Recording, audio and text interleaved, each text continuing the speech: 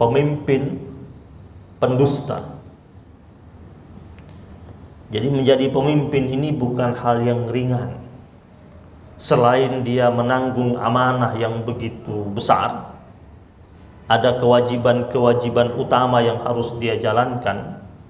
Tetapi jika dia tidak menjalankan amanah dengan sesungguhnya, apalagi dia banyak bohongnya, banyak janji yang dia tebarkan tetapi tak ada satupun janji yang dia laksanakan, banyak khianat yang dia lakukan, banyak kebohongan yang dia rangkai, kemudian akhirnya muncul kebohongan baru dan kebohongan berikutnya.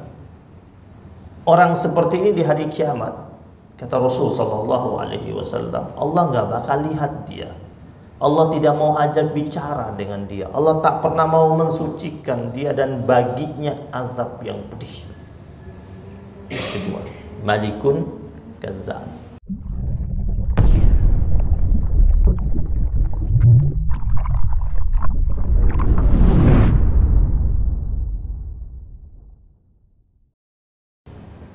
Bismillahirrahmanirrahim. Assalamualaikum warahmatullahi wabarakatuh. Alhamdulillahi rabbil alamin. Alhamdulillahi wa kafa. Wassalatu wassalamu ala nabiyyinal mustafa wa ala alihi wa ashabihi ahli sidqi wal wafa. Allahumma salli wa sallim ala sayyidina Muhammad wa ala ali sayyidina Muhammad wa barik ala sayyidina Muhammad wa ala ali sayyidina Muhammad fil alamin innaka Hamidum Majid. Subhanaka la ilma lana illa ma 'allamtana innaka antal alimul hakim. Subuhun qudusun rabbuna wa rabbul malaikati war ruh. Muslimin muslimat jamaah majlis kajian Ba'dal Maghrib yang dimuliakan Allah Subhanahu wa taala, segenap pengurus dan DKM masjid yang dirahmati Allah Subhanahu wa taala.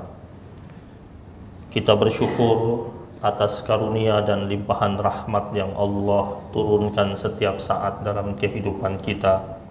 Syukur yang kita ekspresikan lewat lisan, hati, dan segala macam bentuk aktivitas tubuh kita.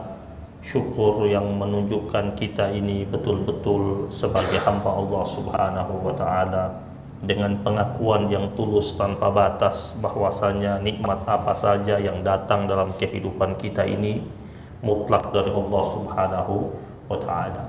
Wa ma bikum min ni'matin fa min Allah. Nikmat apa saja yang datang dalam kehidupan kita, yakinlah semata-mata itu dari Allah Subhanahu wa ta'ala.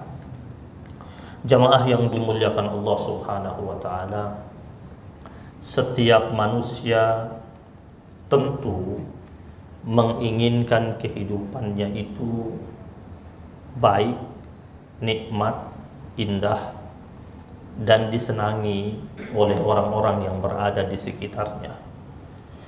Terkadang manusia suka merasa tidak nyaman ketika dalam hidupnya itu ada orang yang sebenarnya harusnya menyukai dirinya kemudian tidak menyukai dirinya.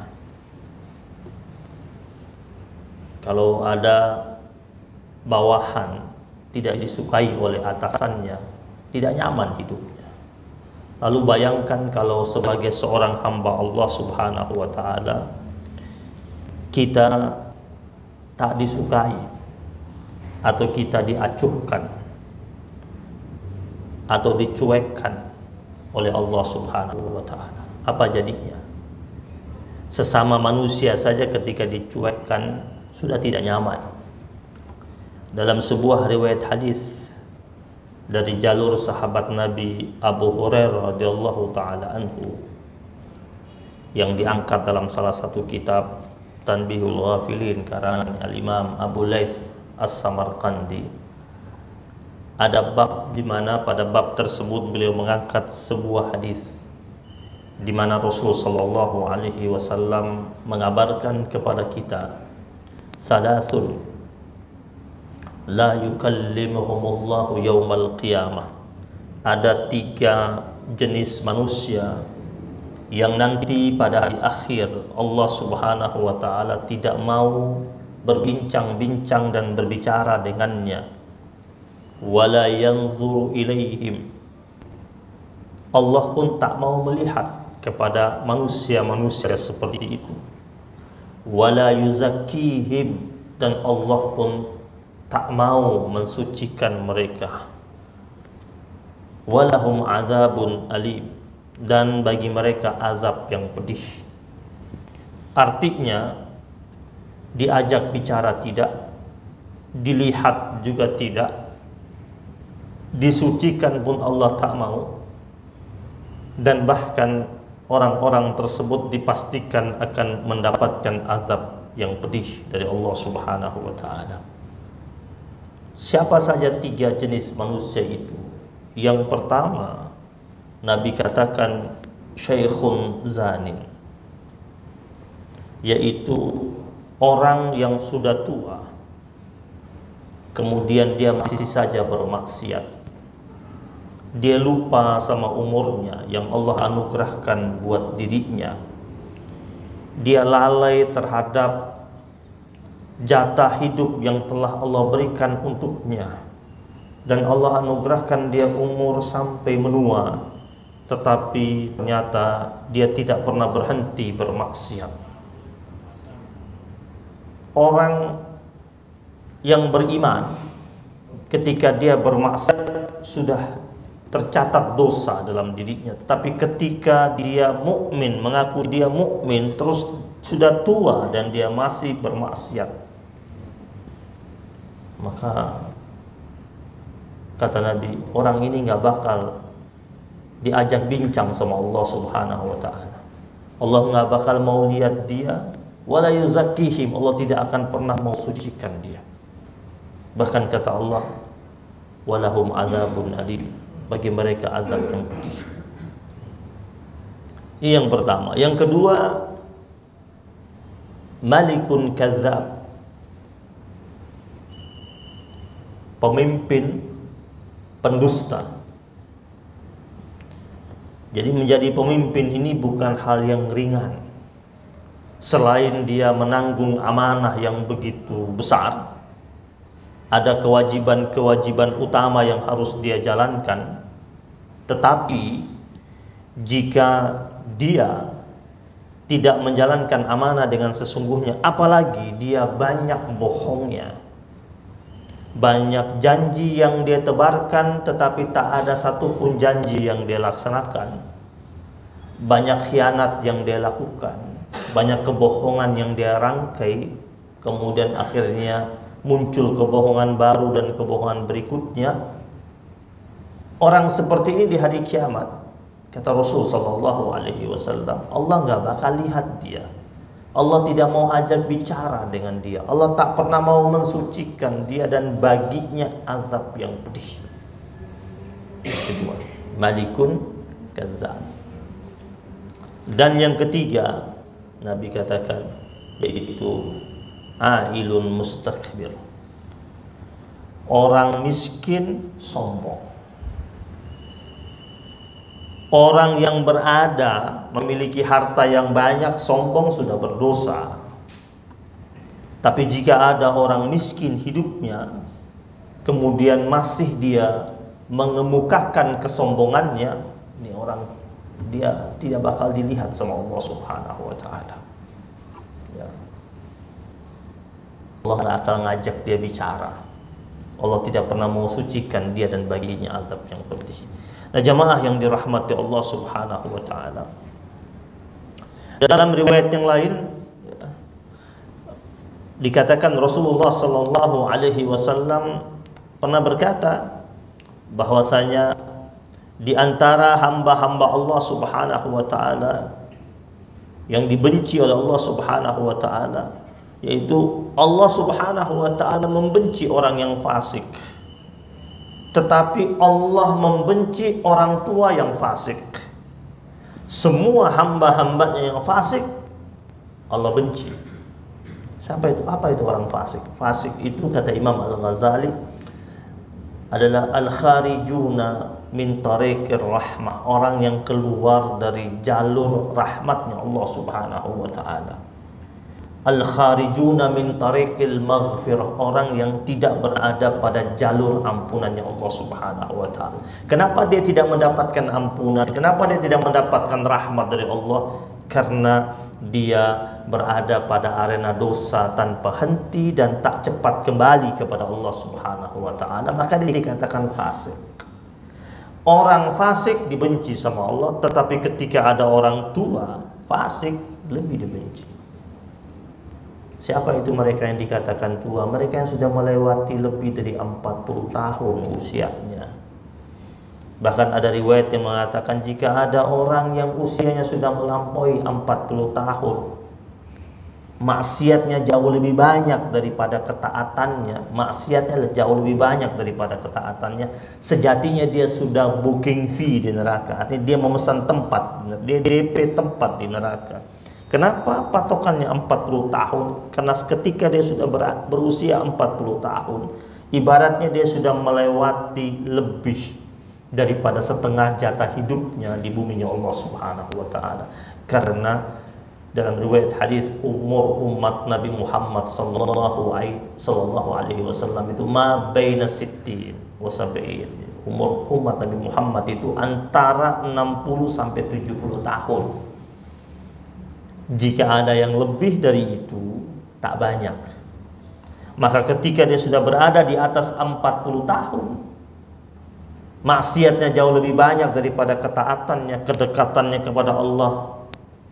Sama seperti dia dekat sama Allah ketika masih berusia remaja, tidak dekat sama Allah sesekali aja ketika sadar dia datang, tetapi ketika dia sedang bergelimang nikmat dia lupa Allah Subhanahu wa taala. Ini pesan hati-hati.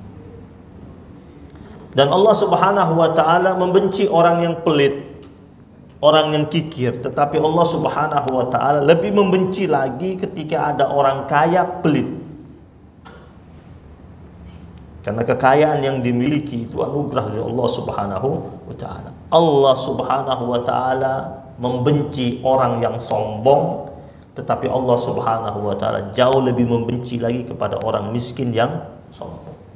Nah, jamaah yang dirahmati Allah Subhanahu wa taala, tentang kesombongan ini kita angkat tentang kesombongan. Salah satu daripada tiga kriteria yang disebut dalam hadis itu yang tidak bakal dilihat oleh Allah Subhanahu wa taala, orang yang diacuhkan dan dicuekkan oleh Allah Subhanahu wa taala. Al-Imam Al-Ghazali rahimahullah, beliau mengatakan ada 4 yang disebabkan orang itu menjadi sombong. Yang pertama,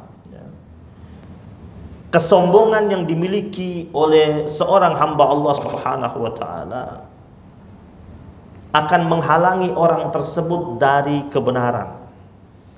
Dan orang yang sombong biasanya hatinya itu tertutup. Bahkan jika dikabarkan kepadanya tentang nilai-nilai kebaikan, suka tertolak olehnya. Maka dikabarkan dalam Al-Quran, dalam surat Al-Mu'min ayat 35, di mana Allah berfirman, kadzalika yatba'ullahu ala kulli qalbin mutakabbirin jabbar. Demikianlah Allah Subhanahu wa taala mengunci. Allah disebutkan Allah mengunci. Apa yang dikunci sama Allah? Dikunci hati. Hati-hati siapa yang Allah kunci itu? Hati-hati orang yang mutakabbirin jabbar, orang-orang yang sombong dan sewenang-wenang.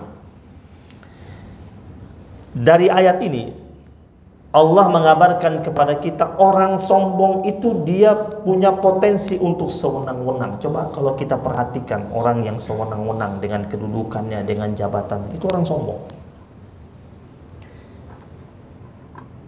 Kalau dalam dirinya itu sudah ada watak sombong, dia bakal sewenang-wenang ketika dia memiliki kekuasaan atau kedudukan.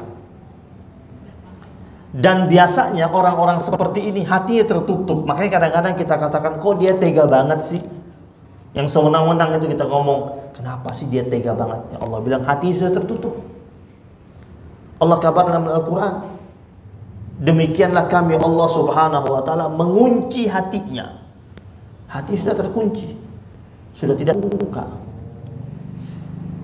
Nah kalau seumpamanya pingin hatinya terbuka, hilangkan kesombongannya, maka akan hilang sewenang-wenangnya. Yang pertama, hatinya tertutup, tidak akan terbuka sama sekali. Yang kedua, kesombongan ini menyebabkan hadirnya kebencian dan kemurkaan dari Allah subhanahu wa ta'ala. Maka dalam Al-Quran, dalam surat An-Nahl ayat yang ke-23, Allah subhanahu wa ta'ala ingatkan kepada kita, la jarama annallaha ya'lamu ma yusirruna wa ma yu'linun innahu la yuhibbul mustakbirin. Jadi tidak dapat dipungkiri lagi dan tidak dapat diragukan lagi bahwasanya Allah subhanahu wa ta'ala amat sangat mengetahui apa yang terrahasiakan dan apa yang ditampakkan. Dan dia Allah subhanahu wa ta'ala innahu la yuhibbul mustakbirin, sesungguhnya dia Allah subhanahu wa ta'ala amat sangat tidak mencintai orang-orang yang sombong. Tentang firman Allah innahu la yuhibbul mustakbirin, dalam riwayat Al-Imam Ali Zainal Abidin dikabarkan dalam suatu riwayat tentang Al-Hasan Ibn Ali Ibn Abi Talib. Al-Hasan putranya Ali bin Abi Talib, suatu hari dia sedang jalan menunggangi kudanya yang bagus, menaikin kendaraannya, kudanya yang bagus, yang mewah. Kemudian dia melewati rombongan orang-orang miskin yang sedang duduk sambil memakan roti-roti yang begitu keras dan sulit untuk dikunyah. Lagi duduk, ada sekitar mungkin 20-30 orang. Kemudian Al-Hasan lewat. Al-Hasan radhiyallahu ta'ala anhu ketika dia lewat, pada saat itu orang-orang miskin yang sedang duduk dan berbagi roti yang keras itu dan sambil mengunyahnya, menyapanya, mengatakan, ya Aba Abdillah, wahai ayahnya Abdullah, ayo turun dari kendaraanmu dan mampir ke tempat kami untuk makan bersama kami. Yang menawarkan makanan siapa? Orang miskin. Al-Hasan dia orang yang berada, tetapi karena ini ajakan dari saudara-saudaranya juga, walaupun dari kalangan orang miskin, dia turun dari kudanya sambil mensitir firman Allah innahu la yuhibbul mustakbirin. Karena biasanya kadang-kadang ada orang kaya ketika diundang sama orang-orang yang strata ekonominya berada di bawahnya, suka sering menafikinya, atau mungkin dia lihat ini makanannya bukan makanan saya, bukan level makanan saya, tapi dia turun dari kudanya. Dia turun dari kudanya, dia duduk bersama mereka, bercengkrama dengan mereka dan ikut menyicipi roti keras itu dan mengunyahnya bersama mereka. Mereka bahagia. Kenapa?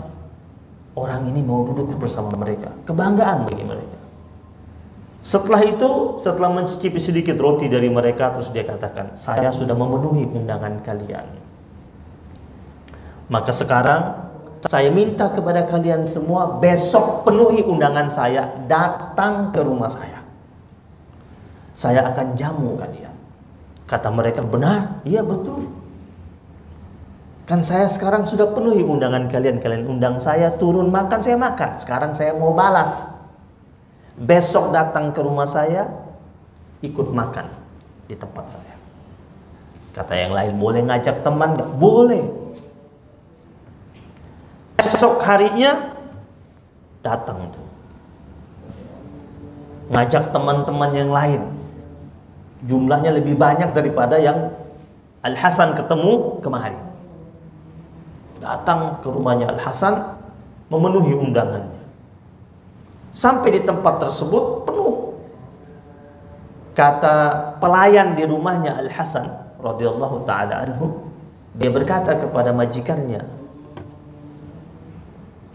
Bagaimana ini? Rame yang datang. Makanan mana yang harus kita keluarkan? Karena pelayannya melihat bahwasanya tamu-tamu yang datang ini dari kalangan masakin. Biasa suka terjadi kan di masyarakat kita. Kita suka mengeluarkan menu yang berbeda ketika ada orang yang berkunjung ke rumah kita.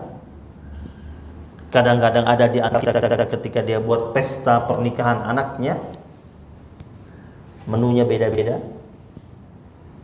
Yang jam sekian menunya ini, yang undangan-undangan khusus yang datangnya pada jam sekian menunya beda. Atau terkadang kadang-kadang ada orang bertemu ke rumah kita, gelas yang kita keluarkan beda. Ketika tamu-tamu penting, gelas yang kita sering simpan di almari kita, yang jarang kita keluarkan, yang bagus-bagus itu, yang kristal itu keluar. Tapi ketika ada orang-orang biasa yang datang ke rumah kita, gelas-gelas biasa yang kita keluarkan untuk hidangan minumannya dan airnya biasa saja. Nah, pelayannya Al-Hasan berkata, menu mana yang harus saya keluarkan? Apa kata Al-Hasan? Kau keluarkan seluruh makanan yang berada dalam rumah ini, semuanya hidangkan untuk mereka.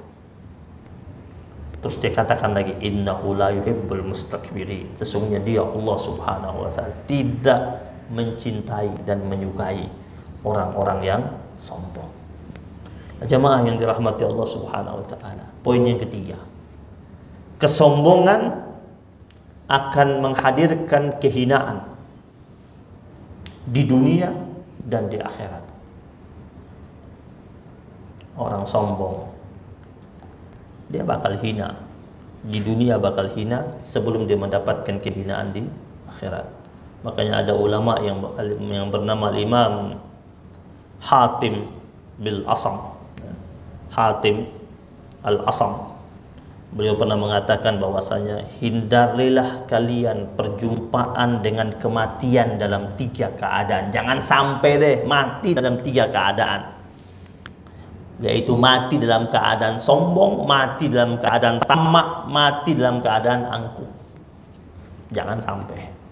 Bahkan beliau mengatakan bahwasanya orang yang sombong itu sejatinya tidak akan dibiarkan oleh Allah Subhanahu wa ta'ala meninggal dunia sebelum dia akan mendapatkan balasan dari kerabatnya, atau dari orang-orang terdekatnya, atau dari pelayannya, atau dari orang-orang sekitar. Sering terjadi ya, ada orang ketika dia berkuasa sombong dia. Ketika selesai masa dia berkuasa, berapa tahun kemudian dia disombongi oleh orang-orang lain. Baru dia teriak-teriak, "Gak tahu kamu siapa saya dulu, posisi saya apa dulu, saya dulu pernah jadi seperti Anda." Dia teriak-teriak. Ternyata dia dulu ketika berada pada posisi itu sombong, kemudian masih hidup sebelum meninggal dunia, dia akan mengalami. Kata Imam Hatim al-Asam, dia tidak akan meninggal dunia kecuali dia akan dihinakan lagi oleh keluarganya, oleh kerabatnya, bahkan oleh pelayannya sendiri. Nah, jamaah yang dirahmati Allah Subhanahu wa ta'ala. Yang keempat, orang yang sombong tentu dia mengambil akhir. Dia akan mendapatkan siksaan yang pedih dari Allah Subhanahu wa ta'ala. Dalam hadis riwayat Imam Ahmad, dalam Musnad Imam Ahmad, hadis qudsi, Allah berfirman, "Al-kibriya'u ridai." Kesombongan itu adalah pakaian kebesaranku. Hanya Allah yang boleh bertakabbur. Maka Allah amat sangat murka ketika ada hambanya menggunakan pakaian kebesaran Allah Subhanahu wa ta'ala. Allah kata, "Al-kibriya ridai," selendang kebesaranku itu al-kibriya. Maka ketika ada seorang hamba Allah Subhanahu wa ta'ala memakai salah satu pakaian kebesaran Allah Subhanahu wa ta'ala, maka dia akan mendapatkan murka dari Allah Subhanahu wa ta'ala. Dalam surat Luqman ayat yang ke-18, Allah berfirman, "La tusahhir khaddaka lin-nas wa la tamshi fil ardi marahan." Janganlah kalian memalingkan muka dari manusia, dan janganlah kalian berjalan di atas muka bumi ini dalam keadaan sombong. Innallaha la yuhibbu kulla mukhtalin fakhur. Sesungguhnya Allah Subhanahu wa taala sangat tidak mencintai setiap orang yang sombong dan membanggakan diri. Ada kata mukhtal, ada kata fakhur. Apa itu mukhtal? Mukhtal itu mukhtalun, orang yang melihat dirinya dengan bangga. Adapun fakhur, orang yang melihat orang lain dengan sikap merendahkan, itu fakhur. Dua-duanya tidak Allah sukai. Jadi ketika dia melihat dirinya dengan bangga terhadap dirinya sendiri ke dalamnya, mukhtal, Allah nggak suka. Atau fakhur, dia memandang orang lain dengan posisi merendahkan orang tersebut, dan itu pun tak disukai oleh Allah Subhanahu wa taala. Jemaah yang dirahmati Allah Subhanahu wa taala, Nabi pernah ingatkan kepada sahabat-sahabat Nabi, kata Nabi, ala ukhbirukum bi ahli nar. Maukah kalian aku kabarkan siapa itu penghuni neraka? Kata sahabat-sahabat Nabi, qalu bala, mereka mengatakan, ya kami mau tahu wahai Rasul, siapa itu penghuni neraka? Kata Nabi, yang pertama kali adalah setiap orang-orang yang keras lagi kasar. Berarti Islam tidak pernah mengajarkan kekerasan dan kekasaran. Yang kedua, orang yang tamak lagi rakus.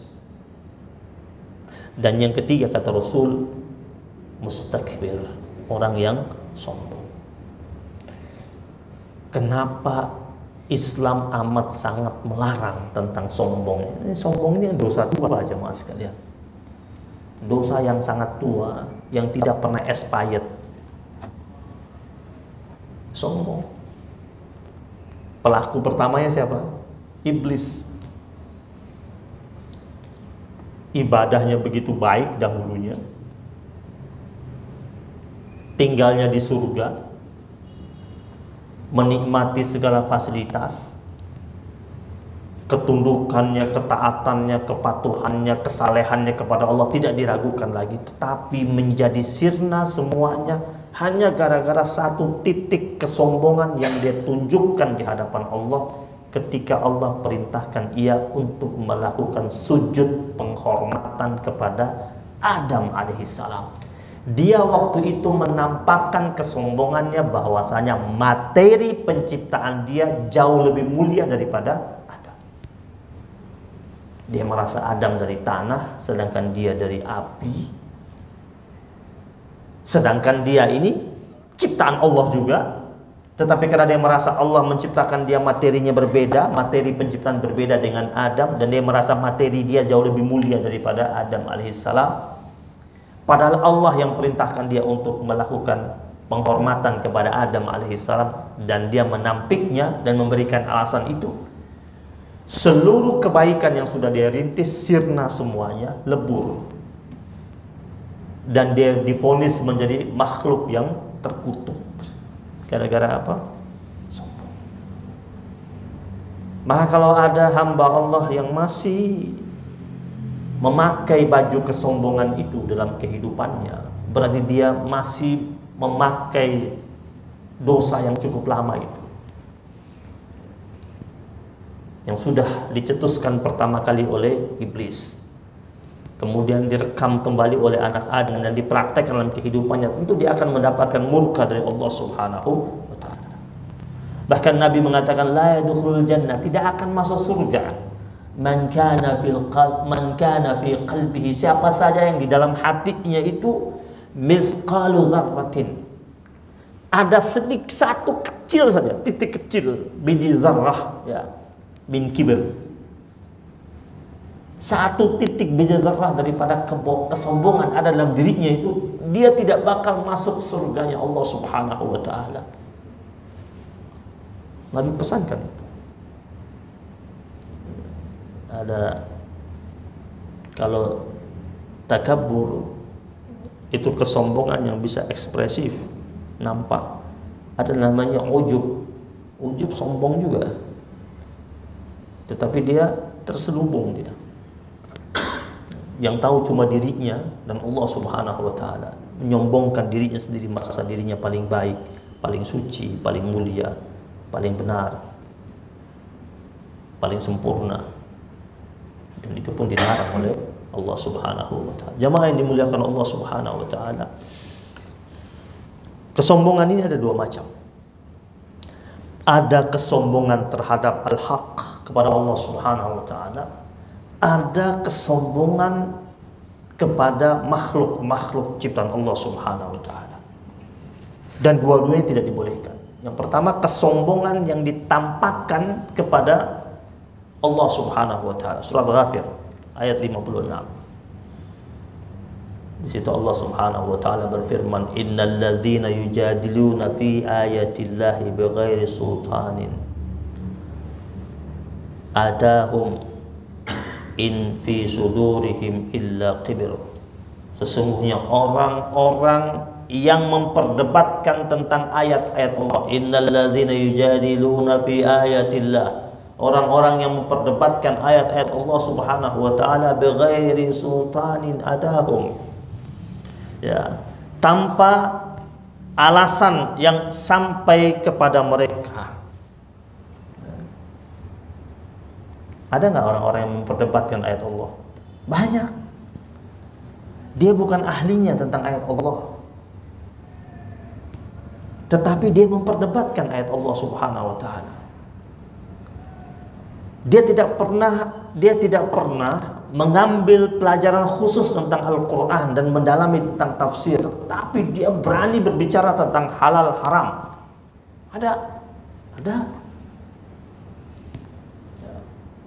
Bahkan bisa jadi dia tidak bisa baca Quran, bacanya terjemahannya, tetapi dia berani mengambil kesimpulan hukum dalam satu perkara. Allah katakan, orang-orang yang memperdebatkan tentang ayat-ayat Allah Subhanahu wa taala tanpa alasan yang sampai pada mereka. Kata Allah, in fi sudurihim illa kibr. Ya, tak ada yang di dalam hati mereka melainkan apa? Sombong.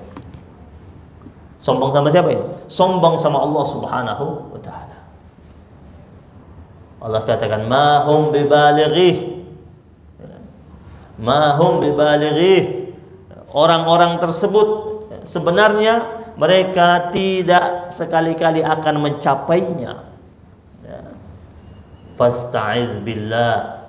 Dan kita kalau ketemu dengan orang-orang seperti itu, ya, mintalah pertolongan kepada Allah Subhanahu wa taala. Jangan duduk sama orang seperti itu. Hati-hati. Minta ampun kita sama Allah, minta pertolongan sama Allah Subhanahu wa taala. Na'udzubillah kalau sampai ada yang mengikuti pendapatnya. Kenapa? Dia menentang ayat-ayat Allah Subhanahu wa taala. Innahu was-sami'ul basir. Sesungguhnya dia Allah Subhanahu wa taala Maha mendengar dan Maha melihat. Ini sombong terhadap al-haq. Ada lagi sombong kepada makhluk. Dia makhluk ciptaan Allah, tapi sombong sama saudaranya, sama ciptaan Allah Subhanahu wa taala. Nabi katakan, bihasbi imri'in minasyarr ay yahqira akhahul muslim. Cukuplah seseorang itu dikatakan telah berbuat jahat ketika dia mengejek atau menghina saudaranya sesama muslim. Sombong. Tahu tentang Qarun di surat Al-Ankabut, Allah katakan wa Qarun wa Fir'aun wa Haman. Allah sebut semuanya tentang Qarun, Fir'aun, Haman. Wa laqad ja'ahum Musa bil bayyinat. Datang kepada mereka Nabi Musa. Nabi Musa datang kepada Qarun. Temui Haman. Temui Fir'aun. Dan Nabi Musa datang temui mereka bawa bayinat, bawa bukti-bukti yang nyata dan yang jelas kepada mereka. Fastakbaru fil ard. Tapi mereka sombong. Wa ma kanu sabiqin. Dan mereka yang sombong itu, kata Allah, apa? Mereka tidak pernah luput dari hukuman Allah Subhanahu wa taala. Sudah ada buktinya. Qarun dan Haman. Itu Musa datang, Musa alaihissalam sampaikan bukti-bukti nyata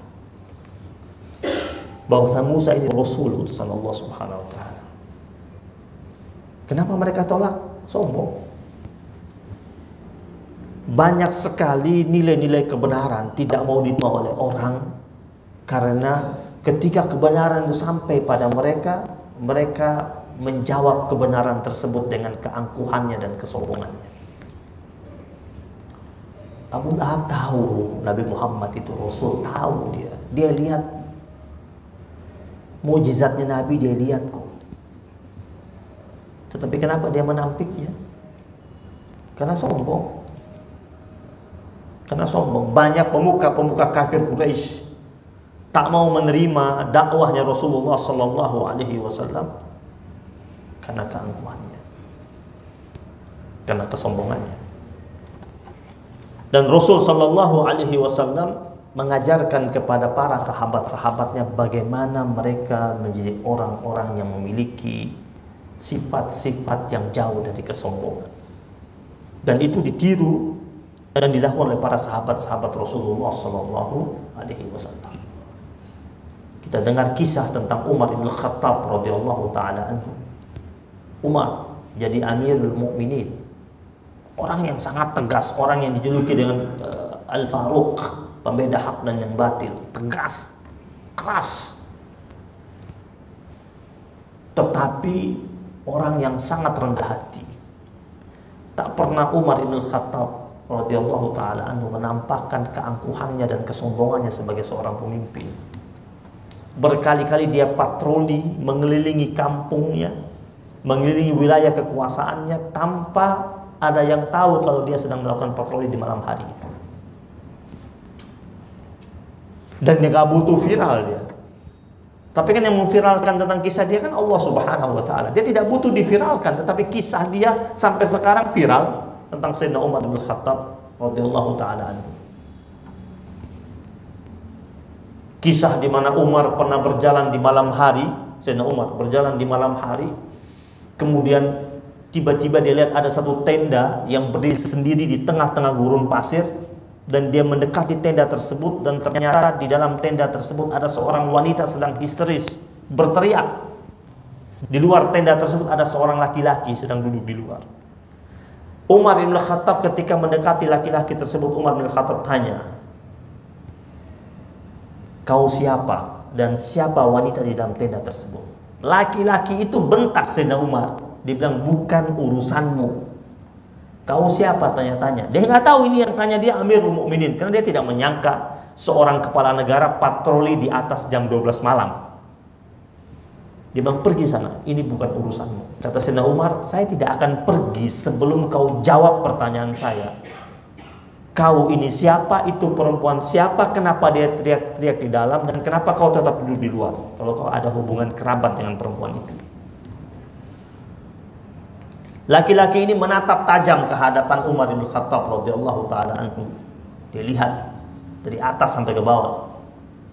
Dan Umar tetap menatap dia. Umar datang sendirian, nggak pakai pengawal. Terus laki-laki itu bilang, "Kalau kau mau tahu, itu perempuan di dalam istri saya." Kata Sayyidina Umar, "Kenapa kau di luar?" "Saya suaminya." "Terus kenapa kau ke dalam?" "Gimana saya mau ke dalam? Dia mau melahirkan dan saya bingung cara membantu persalinannya. Gue laki-laki. Ya sudah, saya taruh dia di dalam, saya tutup di tenda. Saya panik, bingung, dia mau melahirkan, tidak ada siapa-siapa, cuma kami berdua. Saya lagi pusing." Lalu dia bilang sama Sayyidina Umar, "Sudah, kau udah puas dengan jawaban saya. Kau bisa apa? Pergi sana."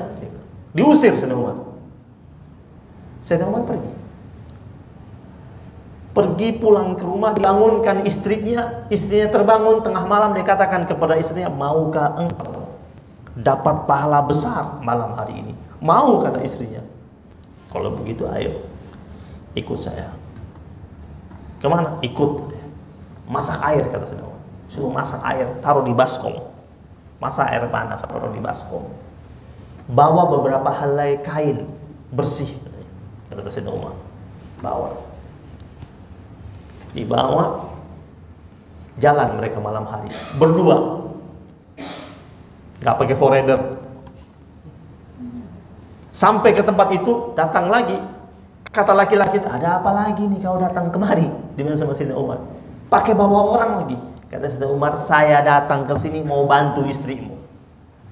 Ini saya bawa istri saya. Nah, karena sesama perempuan bisa saja dia bisa bantu persalinan. Baik, diizinkan masuk. Masuk bawa baskom air panas itu, bawa kain-kain bersih, masuk ke dalam ditutup. Berdiri mereka berdua. Ini laki-laki masih menatap curiga kepada Sayyidina Umar bin Khattab radhiyallahu taala anhu. Kenapa? Baru dia lihat di malam hari ini, jangan-jangan punya niat jahat. Maka dia lihat Sayyidina Umar, dia putar lihat Sayyidina Umar. Sayyidina Umar diam saja nunggu proses persalinan. Tiba-tiba terdengar jeritan bayi lahir dari dalam. Dibantu oleh istrinya Sayyidina Umar bin Khattab. Terdengar suara bayi lahir dari dalam tenda itu. Istrinya Sayyidina Umar bin Khattab berteriak, "Ya Amirul Mukminin," bayinya sudah lahir. Karena dari dalam berteriak, "Ya Amirul Mukminin," ini laki-laki terkejut. Berarti di depan saya ini Amirul Mukminin. Dia lihat Sayyidina Umar, dia dekatkan wajahnya ke wajah Sayyidina Umar bin Khattab, dia katakan, "Anta Amirul Mukminin Umar bin Khattab?" "Na'am." "Apakah engkau Amirul Mukminin Umar bin Khattab?" Kata Sayyidina Umar, "Ya, betul, gue ini." Langsung dia berlutut dan semua, "Enggak, bangun." Dia bilang, "Saya minta maaf. Enggak tahu kau Amirul Mukminin. Saya sering dengar namamu, tapi saya enggak tahu kalau itu engkau." Baru dia berterima kasih. Setelah itu apa kata Sayyidina Umar? Sayyidina Umar enggak bilang sama, "Lu baru tahu siapa gue kan?" Enggak ada. Tidak ada. Begitu pula Umar bin Abdul Aziz. Umar bin Abdul Aziz ini kan jatuhnya cicitnya Umar bin Khattab radhiyallahu taala anhu. Ya. Yang dulu berkuasa di abad kedua Hijriah. Tahun 200 Hijriah. Umar bin Abdul Aziz. Satu hari Umar bin Abdul Aziz ini didatangi oleh tamunya. Ketika tamu datang ke rumahnya, lampu yang dipakai di ruangannya sudah mulai redup. Ya. Kemudian tamunya bilang, "Wahai pemimpinku, ya Amirul Mukminin, izinkan saya perbaiki lampu itu." Tamunya, dia bilang, "Enggak, kau tamu saya. Kau tamu saya di sini. Biar saya yang memperbaiki." "Jangan, saya." "Enggak. Oh, kalau begitu saya bangunkan pelayanmu." Dia bilang apa? "Pelayan saya baru saja tidur. Bukan kebiasaan kami mengambil jatah waktu pelayan kami di luar jam kerjanya." Terus gimana? Kata Amirul Mukminin Umar bin Abdul Aziz, "Saya yang akan bangun dan memperbaiki lampu ini biar jadi terang kembali." Itu Umar bin Abdul Aziz. Banyak sekali kisah bagaimana sahabat-sahabat Nabi itu menunjukkan ketawaduannya dan menggeser tentang takaburnya. Seperti Salman Al-Farisi ketika menjadi gubernur di Madain. Salman Al-Farisi menjadi gubernur di Madain tidak ngambil gajinya selama jadi gubernur. Dia hidup dari mana? Dari hidup menjual anyaman daun kurma itu, anyaman jadi dibuat keranjang. Dia jual ke pasar kota Madain, lakunya 3 dirham. 3 dirham, laku 3 dirham, dia dapat uang 3 dirham. 3 dirham itu 1 buat modal kerja lagi, 1 buat di rumahnya, 1 buat sedekah. Udah nggak ngambil uang gaji, dapat cuma 3 dirham per hari, masih pikir sedekah. Salman Al-Farisi. Baju gubernurnya banyak jahitannya. Pernah satu hari ketika dia datang ke pasar kota Madain, habis jual keranjangnya, ketika arah balik sambil pegang uang 3 dirham, di tengah jalan berpapasan dengan seorang pedagang dari luar kota, lagi belanja borong barang-barang besar di kota Madain. Lihat itu Salman Al-Farisi lewat, dia nggak tahu ini gubernur. Dia panggil, "Sini kau." Datang lagi Salman. Dia kira apa? Kuli panggul pasar. Dia bilang lagi sama Salman, "Tolong kau angkut dia barang-barang saya." Ini Salman Al-Farisi lagi pegang duit, bajunya biasa, dia lihat dikira kuli panggul, dipanggil, datang, terus dia bilang, mana? Ini barang-barang saya. Kata Salman, baik, saya angkat. Sepakat harga. Sepakat harga. Dia kira sama kuli panggul pasar. Salman Al-Farisi gendong. Ya ada Salman bilang, sembarangan kamu siapa? Kamu nggak tahu ada pin saya? Nggak ada pin-pinan zaman itu. Diangkut sama Salman. Sepanjang jalan, karena Salman gendong barang banyak, jalannya agak tergopoh-gopoh. Itu pedagang jalannya lebih depan, bajunya bagus. Sepanjang jalan orang mengucapkan salam. Assalamualaikum, wahai gubernur. Bilang sama Salman. Tapi pedagang ini dikiranya orang mengucapkan salamnya kepada dia. Karena dia nggak menyangka kalau ini belakang ini gubernur. Dia bilang, orang-orang sini lugu banget ya. Gue karena pakaian gue bagus, keren, gue jadi gubernur. Jadi ketika orang ngucapin salam, assalamualaikum, dia yang jawab, waalaikumsalam. Oh, bangga banget. Gue dianggap gubernur katanya. Assalamualaikum, waalaikumsalam. Assalamualaikum, waalaikumsalam dijawab. Dan tidak ada Salman Al-Farisi di belakang, itu buat gue. Nggak dibilang, dia diam aja, gendong terus. Ketika sedang mendekati tempat penginapan orang ini, lari satu orang anak muda dengan sedihnya sambil menabrak tubuhnya Salman Al-Farisi, mengatakan, wahai gubernur kesayanganku, kenapa kau lakukan ini? Kenapa kau gendong barang-barang ini? Engkau gubernur kami, biar saya yang gendong. Kata Salman, enggak, sudah dekat. Ribut di belakang. Kenapa? Anak muda ini ingin ambil seluruh barang-barangnya Salman Al-Farisi. Ketika terjadi keributan di belakang, baru itu pedagang itu balik badan, dekatin. Ketika dekatin, tanya sama anak muda ini. Kata anak muda, sembarangan kamu, hati-hati kamu ya, ini gubernur saya. Baru pedagang itu sadar, dari tadi orang mengucapkan assalamualaikum, gubernur dia ternyata. Minta maaf sama Salman. Kata Salman, tidak perlu kau minta maaf. Kau perlakukan aku seperti ini, memang jatah saya mau terima uang dari engkau angkut barang. Apakah menghilangkan wibawa dia sebagai seorang gubernur? Enggak. Tetap dia sebagai seorang gubernur. Jatuh wibawanya? Enggak. Bahkan kisah indah ini terukir terus dan tersampaikan terus pada kita tentang bagaimana pemimpin-pemimpin zaman dahulu menanggalkan kesombongannya. Kenapa? Karena mereka ketika diangkat jadi pemimpin sudah selesai urusannya dengan dirinya dan keluarganya. Urusan mereka dengan Allah Subhanahu wa ta'ala.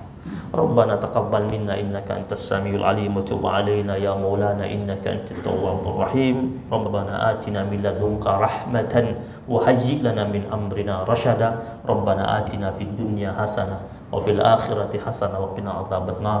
Wa sallallahu ala nabiyyina Muhammadin nabiyil ummi wa ala alihi wa sahbihi wa baraka wa sallam. Alhamdulillahi rabbil alamin.